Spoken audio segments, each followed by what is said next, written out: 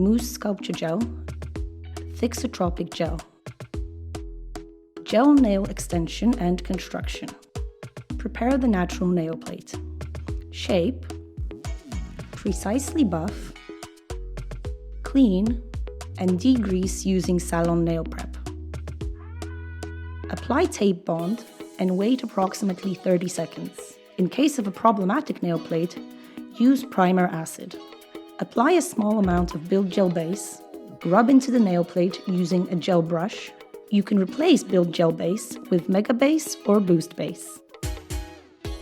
Cure for 60 seconds. Cut the nail form to fit the nail's free edge.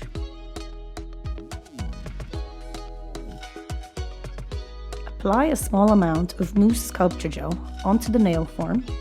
Make the skeleton. Cure for 15 to 30 seconds. Remove the nail form.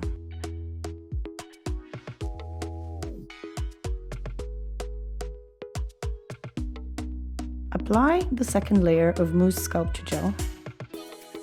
Create the apex. Shape.